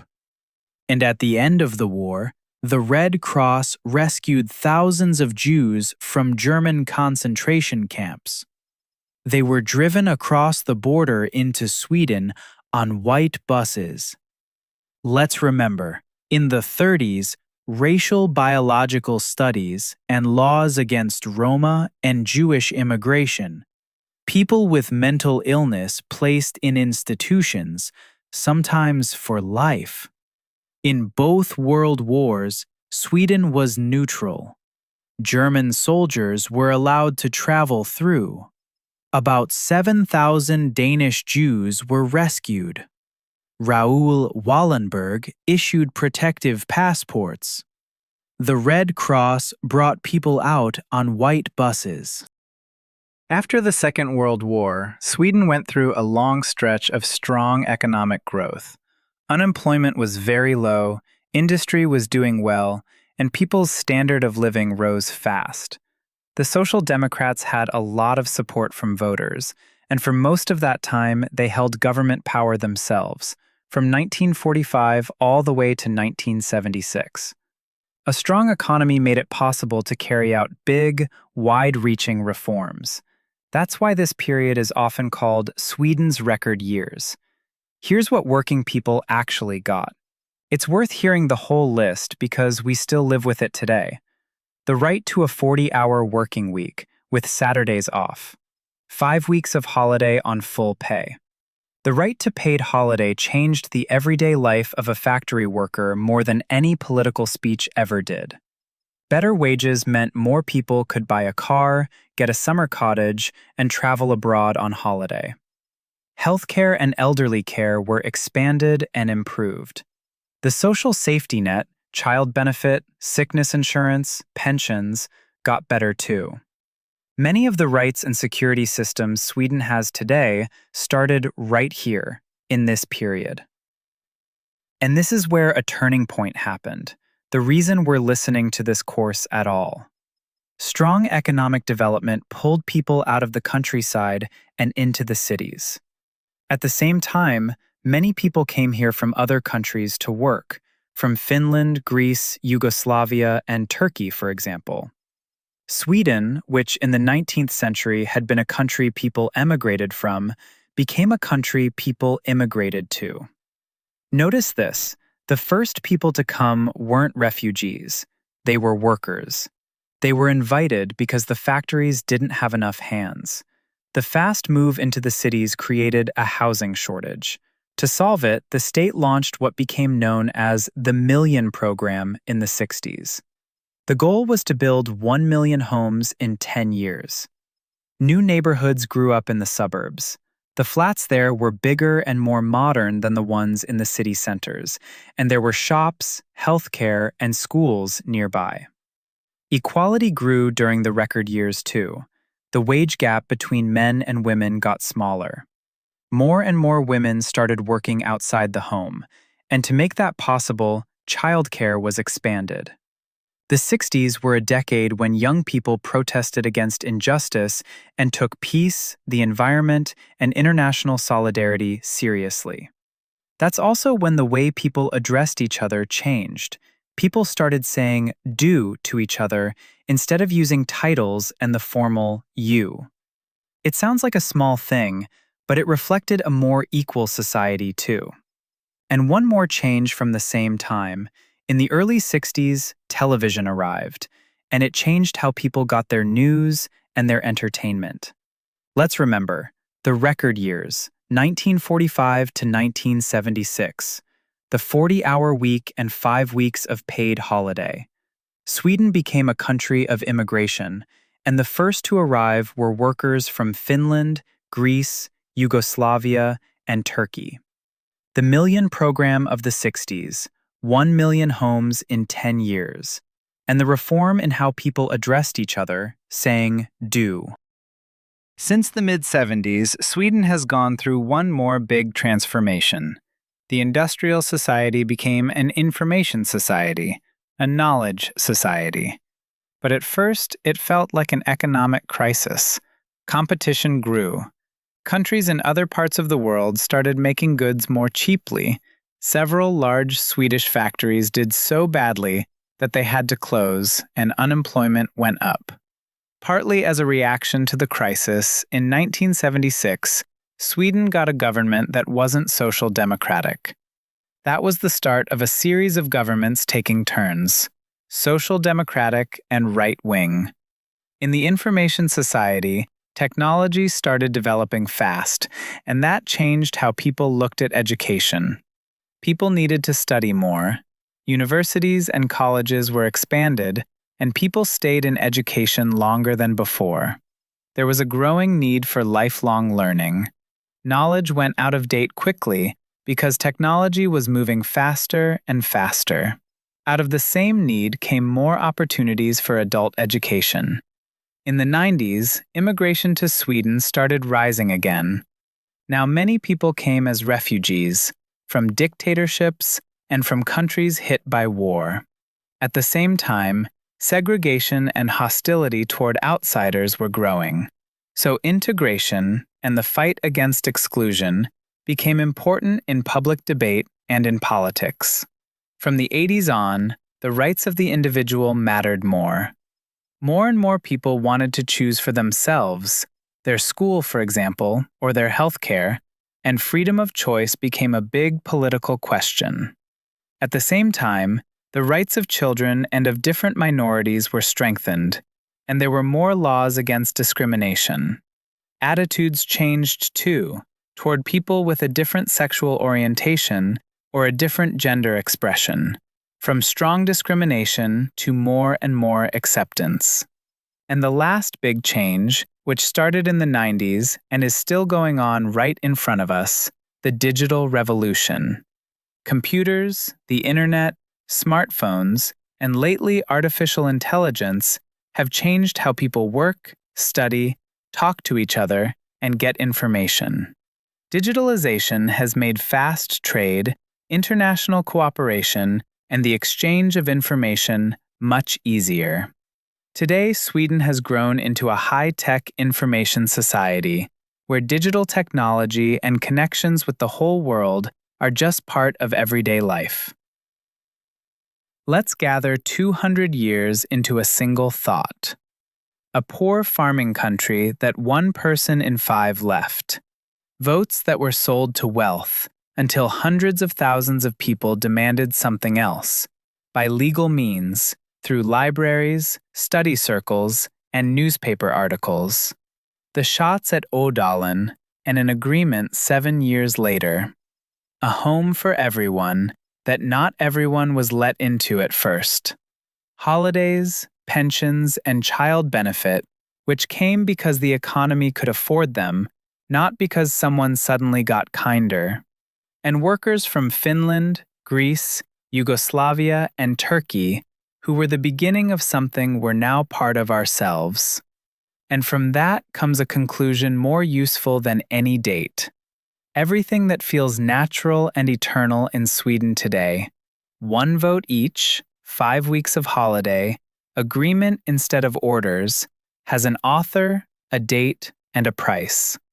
Which means it doesn't hold up on its own. It holds up the same way it was won, through taking part. Let's remember, from the mid-70s, the move to an information society and the crisis in industry. In 1976, the first government that wasn't social democratic. In the 90s, immigration as refuge from wars and dictatorships, growing segregation, and a turn toward integration. From the 80s, individual rights, freedom of choice, laws against discrimination. From the 90s, the digital revolution. That was the course Understanding Sweden. The material comes from the official citizenship-test textbook. Nothing added, nothing left out. Understanding Sweden. Episode 9. 200 Years on the Sidelines. The last time Sweden went to war against another country was at the start of the 19th century. Sweden is one of the few countries in the world that has had peace for such a long, unbroken stretch of time. 200 years without war. It's easy to take that as a kind of national character trait. But there's a backstory to this peace, and it's about defeat, not virtue. In the war against Russia, from 1808 to 1809, Sweden lost Finland, and Finland had been part of Sweden for almost 700 years. 700 years, longer than many of today's countries have even existed. A few years later, as a result of the Napoleonic Wars, Norway was forced into a union with Sweden. And in 1905, Norway became an independent country, peacefully. So there's the answer. After all that, Swedish policy was aimed at avoiding new wars. The country tried being big, lost half of itself, and drew its conclusion. The long peace isn't softness, it's a lesson learned. Staying out of it pays better than fighting. Let's remember from this part, the last war against another country was at the start of the 19th century. In the war with Russia in 1808 and 1809, Sweden lost Finland, which had been part of Sweden for almost 700 years. And Norway became independent peacefully in 1905. After the Second World War, the world, and Europe, ended up in the Cold War. It was a conflict between 2 blocs, the Western one, above all the United States and its allies, and the Eastern one, the Soviet Union and its allies. The 2 sides threatened each other with nuclear weapons and powerful armies. And this is where Northern Europe went separate ways. Denmark and Norway joined the North Atlantic Treaty Organization, NATO. Sweden stayed neutral and chose to remain outside NATO. In 1991, the security situation in Europe changed. The Soviet Union fell, and the Cold War ended. Sweden joined the European Union in 1995 and became more closely tied into European cooperation. And then something happened that broke a 200-year line. When Russia attacked Ukraine in 2022, worry about security in Northern Europe grew. So Sweden and Finland decided, almost at the same time, to apply for NATO membership, a defense alliance whose purpose is to protect its member countries. Sweden became a member in 2024. Notice how fast that was. 200 years of neutrality, 70 of them a deliberate no to NATO, and 2 years to turn around. It's worth hearing that not as political news, but as a sign. This country changes its mind slowly, but when it does, it changes completely. Let's remember, during the Cold War, Denmark and Norway joined NATO, and Sweden stayed outside. The Soviet Union fell in 1991. Sweden joined the European Union in 1995. After Russia attacked Ukraine in 2022, Sweden and Finland applied, and Sweden became a NATO member in 2024. Now let's sort out exactly where Sweden takes part. There are 4 levels, starting with the closest and moving out to the furthest. Level 1, the neighbors. Sweden works together with the other Nordic countries, Denmark, Finland, Iceland, and Norway, mainly through the Nordic Council and the Nordic Council of Ministers. Both councils reach agreements on all kinds of questions, and then each country can put those agreements into practice at home. Notice the word can. An agreement here isn't an order, it's a shared intention.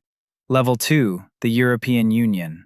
This is political and economic cooperation between a number of European countries.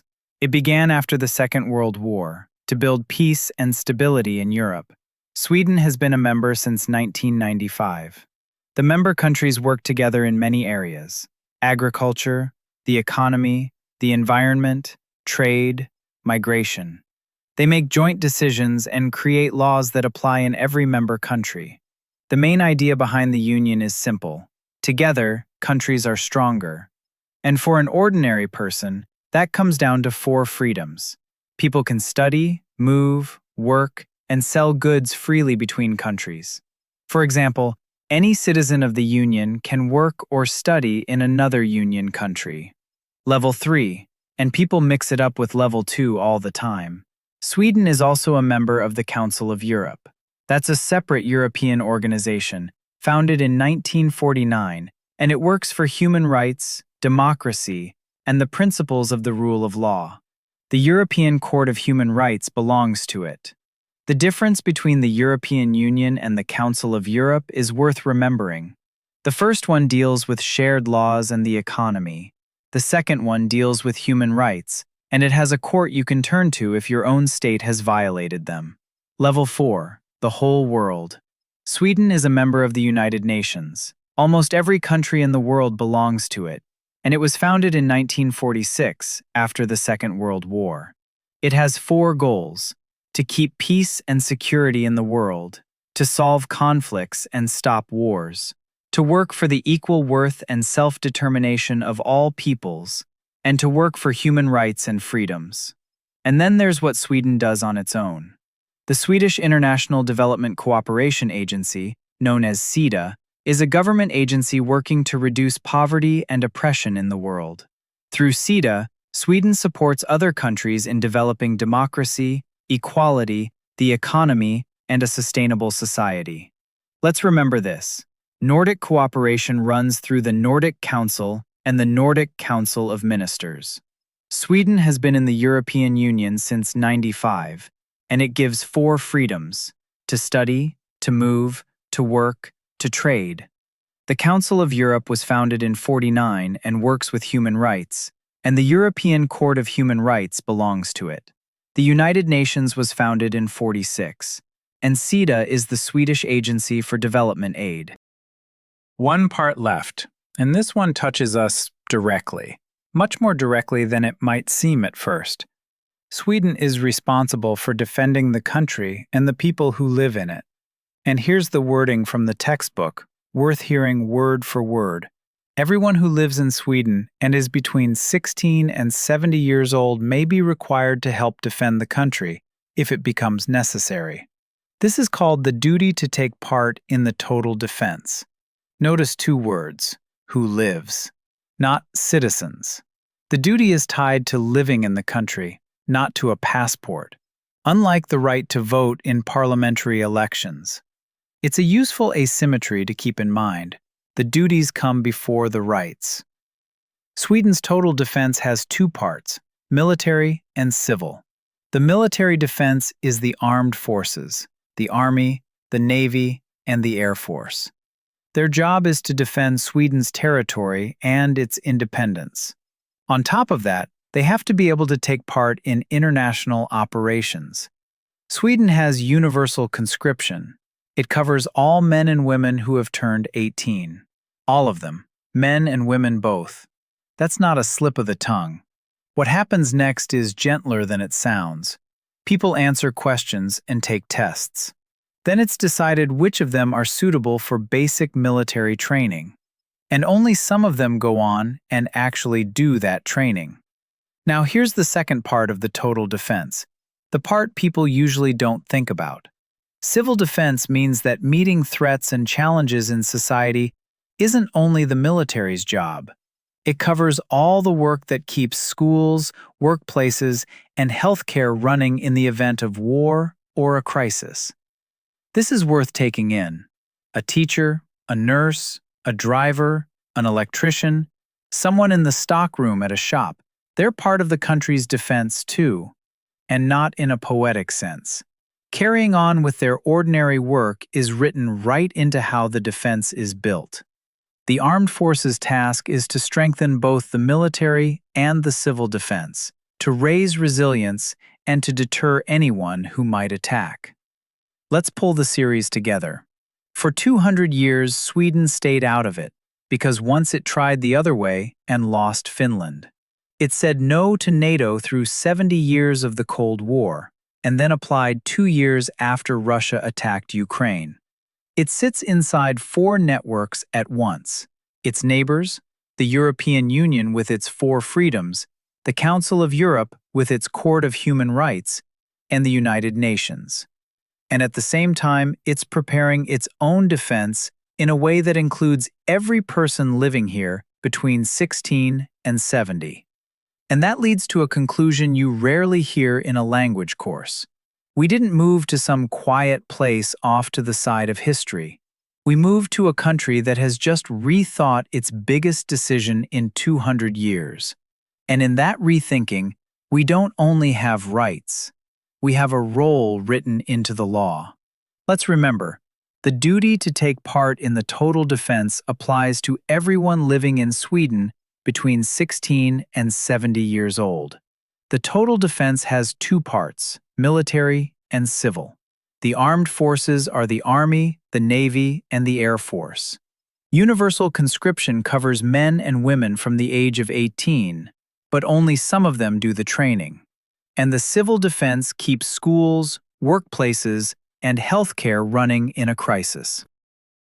That was the course Understanding Sweden.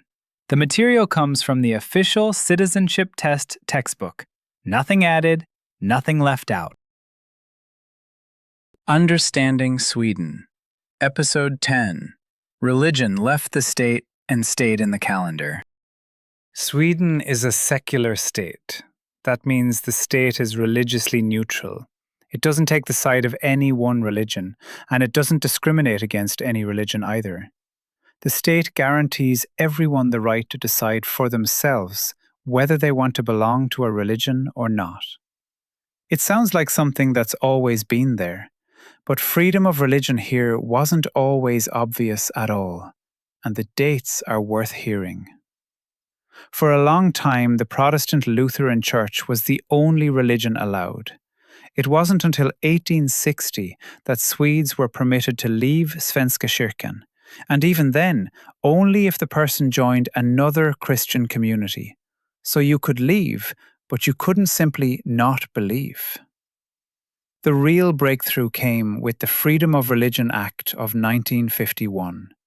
That's what made it possible to choose your religion completely freely, or to belong to none at all. And the state and Svenska kyrkan only went their separate ways in the year 2000. From that point on, the church became one of several religious communities in society. It's still the largest Christian community in Sweden. Put those three dates together: 1860, 1951, and the year 2000. The state's neutrality today is less than 100 years old, and the full separation from the church is only a quarter of a century old. That's younger than many of the people listening. Worth remembering when it feels like it's always been this way here. Today, under regeringsformen, one of the fundamental laws we talked about in the series on law, everyone has the right to practice their religion, and no one may be discriminated against because of their faith or their religious beliefs. That's how Sweden manages to be both a secular state and a country of many faiths. And there's one consequence you can see in schools. Religious education in Swedish schools is meant to give pupils a broad understanding of different religions, beliefs, and worldviews from all over the world. The goal is written out plainly: to encourage understanding, tolerance, and respect for differences.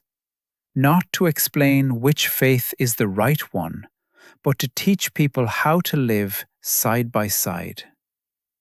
Let's remember from this part: Sweden is a secular state, and it's religiously neutral. In 1860, people were allowed to leave Svenska kyrkan, but only by joining another Christian community. The Freedom of Religion Act came in 1951, and the state and Svenska kyrkan separated in the year 2000. Christianity shaped Sweden for centuries, and it left plenty of cultural traces behind. And this is where the main story of this episode begins. The number of members in Svenska kyrkan is falling, but a lot of Swedes still celebrate the Christian holidays, Christmas and Easter, even if they don't think of themselves as religious. It's the same with religious ceremonies: baptism, a church wedding, a Christian funeral. These are still common, including among church members who wouldn't call themselves believers. Let's stay with that for a moment. The form outlived the content. A person doesn't believe, but has their child baptized. Doesn't pray, but goes to church for a wedding. Doesn't consider themselves religious, but puts up a tree in December. This isn't hypocrisy. It's a culture that kept working after the faith went out of it. Religion plays a smaller role in society now, but at the same time, religion and religious questions have been getting more attention lately. The reason is simple. As immigration grew, so did the number of religions practiced in Sweden. Today, just about every religion in the world is present here. Let's go through the 5 biggest ones, briefly but with dates, because here the dates are the substance. Christianity is the largest religion in the world today. In modern Sweden, there are many different Christian organizations representing different traditions. There are 3 main branches: the Orthodox churches, the Catholic Church, and the various Protestant churches. Svenska kyrkan has about 5 million members. Its roots are in the Lutheran, Protestant tradition, founded in the 16th century. And before that, in the Middle Ages, Sweden was a Catholic country. All around the Swedish countryside, you'll find old churches, often medieval ones, around 3,000 of them. Judaism. Its history in Sweden goes back to the 1700s. That's when Jews first got the right to live in Sweden and practice their religion. Anti-Semitism was very widespread across Europe for a long time, and Jews only received full civil rights in Sweden in 1870. Judaism is the smallest of the world religions. In Sweden today, there are several Jewish congregations and synagogues, and they play an important part in keeping Jewish tradition and community alive. Hinduism and Buddhism. Contact with Hindus and Buddhists in Sweden mostly began in the 20th century, partly through travel to Asia and a growing interest in meditation and yoga. Today, Buddhists and Hindus in Sweden are mainly people who came from countries where these religions are large. In various parts of Sweden, there are Buddhist and Hindu communities and temples where people pray, hold ceremonies, and celebrate religious holidays. Islam. At the start of the 20th century, there were only a handful of Muslims in Sweden. Their numbers grew after the Second World War through immigration. The first Swedish mosques were built in the 1970s. Today, Islam is the second largest religion in the country, and there are mosques and prayer rooms all over Sweden. Swedish Muslim communities reflect the different branches and traditions within Islam, Sunni and Shia, for example. They offer prayer, education, and community. Let's remember this. Svenska kyrkan has about 5 million members. Its tradition is Lutheran, and before the 16th century, the country was Catholic. There are around 3,000 medieval churches. Jews received full civil rights in 1870. Islam is the second largest religion in Sweden, and the first mosques were built in the 1970s. Now the calendar. And let's agree right away on how to listen to it. Almost every holiday here is either a Christian date filled with new meaning, or a date even older than Christianity, or an event from Swedish history. Many of the year's holidays, Christmas, Easter, Pentecost, come from Christian traditions. A lot of people in Sweden see them as an important part of Swedish cultural heritage, even if they aren't believers. People usually celebrate together with others, most often with family, and some of these days are official days off. New Year. New Year's Eve, the 31st of December, is celebrated with parties and dinners with friends and family. As in many other places around the world, the New Year arrives at night with fireworks. Easter is a Christian holiday. It's celebrated sometime in March or April to remember the death of Jesus on Good Friday and his resurrection on Easter Day. On Easter evening, people traditionally eat eggs, lamb, salmon, and herring. Children are given sweets and Easter eggs. And sometimes children dress up as Easter witches. That's a Swedish custom, and on these days you can meet a child on the street in a headscarf with painted cheeks. Valborg, or Walpurgis Night, is the 30th of April. It's celebrated to welcome spring. In the evening, people light big bonfires. By the fire, they often sing traditional spring songs, and sometimes someone gives a speech in honor of spring. It's an old tradition, and it isn't Christian. It's a welcome to the light after winter. The 1st of May, International Workers' Day, and in Sweden, it's also a day off. It's marked by the labor movement, the same one we talked about in the history series.